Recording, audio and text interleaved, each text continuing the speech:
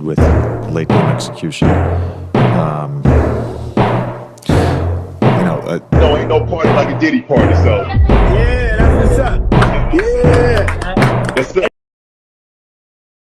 What up, YouTube? Franchise Sports TV back again with another playoff review. This time, reviewing Game 3 of the Western Conference semifinals between the number 1 seed Oklahoma City Thunder. Ooh, that sounded terrible. Against the number 1 seed Oklahoma City Thunder versus the number 4 seed the Denver Nuggets. Well, this game was not like Game 2. Closer to Game 1 than what Game 2 was. And we all know Game 2 was a total massacre on the Denver Nuggets. And I know in the last 2 days since that, 2 days or the day following Game 2, I know the Nuggets went back home and was thinking about that loss a lot. They was thinking about it a lot. And they responded. Now, this game was, I want to say the first half, OKC had their control on it. And then Denver started to chip away. Denver was always chipping away until the halftime. And then halftime became a back and forth affair for most of the second half until it went in overtime. And it seemed like in overtime, OKC just decided to, I don't know, I just feel like I think it's the best word to describe what happened to them in overtime. They kind of like just fell over. Just fell over and took it. I think they only scored 2 points in the overtime period. And I think the final score was for this game 113 and 104. Because this game was tied going into halftime 102-102. So they only scored 2 points. So I was correct.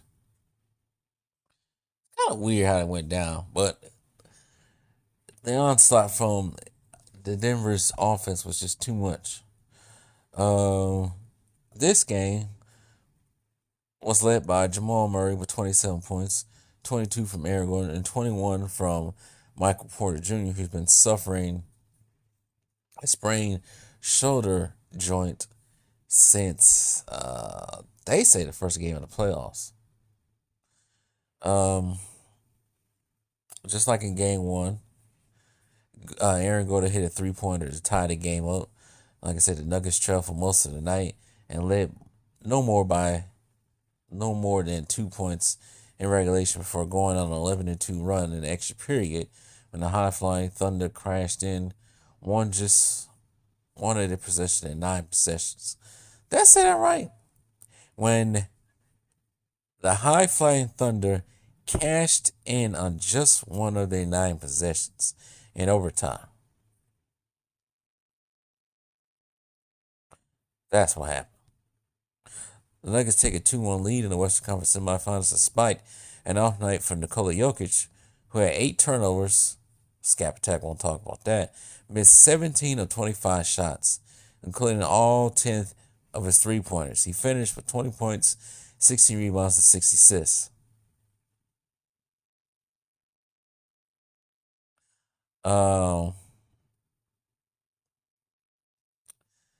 Nobody will see a problem with that. Of course, the Jokic stands won't see a problem with that. Yeah, his game, the numbers look. Sorry, I gotta stop doing these reviews at night. But of course, a 20 and 16, 6 assist game will look good to him. But you leave out the context of him missing 17 or 25 shots. But the reason why for that, because once again, OKC just swarmed him. And they not just swarmed him, they swarmed everybody on this team. They made it hard for everybody to get comfortable and shoot, do what they want to do. But eventually, that broke down. Eventually, Denver found a way to break away from OKC stifling defense.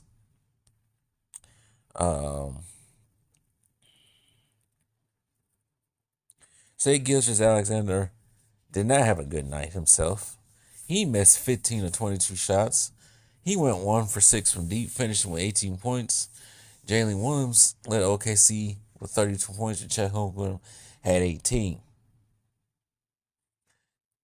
Shai Gilgeous-Alexander had a chance to win this game, but he missed the floater. Denver got the ball back, called timeout, and Jokic had a chance to win this game with a shot, but he missed it, which led into overtime. I'll tell you guys right now, I think this series is gonna go into 7, unless one of the two teams just decide not to, just do anything for the rest of the series. Just absolutely just collapse. But I don't think that's gonna happen for both teams. I think this series is gonna finish in 7. Outside of Jalen Williams and Chet Holmgren, Harkenstein had 10 and 10, a double-double, 5 for 14. Lou Dort had 3 points, 1 for 6 from the field.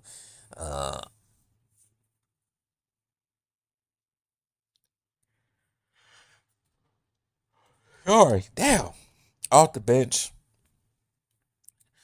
Jalen Williams for 5. Alex Caruso had 7. Aaron Wiggins had 7. Isaiah Joe had 2. Not the same type of production they had in game 2. They shot terrible from 3. 9 for 35, 25%, 38% from the field altogether. 54 rebounds they did have. They did have 54 total rebounds. But they also had 11 turnovers as a team compared to the Nuggets, who had 49 rebounds, but also 14 turnovers. So it's just a negative and minus just everywhere for them, but they still managed to win this game.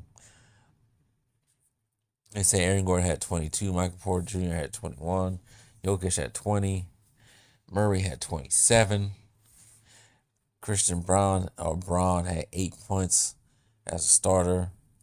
Westbrook did not have the same output he had in game 1 or even game 2. 8 points for him, 3 for 8 from the field in 32 minutes. And he did make some crucial plays throughout this entirety of this game. Like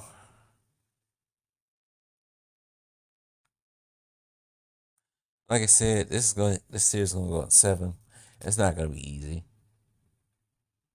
Not even close to being easy to finish for both teams. I think it's gonna be one of them series that just has to go down to the wire. But anyways, I'm sure there'll be excuses for Jokic. I did like he showed up to the game in a dressed as the Joker with the green and purple suit. I did find that hilarious stuff. But yeah, they'll find a way for to excuse Jokic all those turnovers. But it's funny. It's the same type of people will get on LeBron James for having 6 or 7, 8 turnovers in a game. But Jokic does, they look the other way. That is what they do.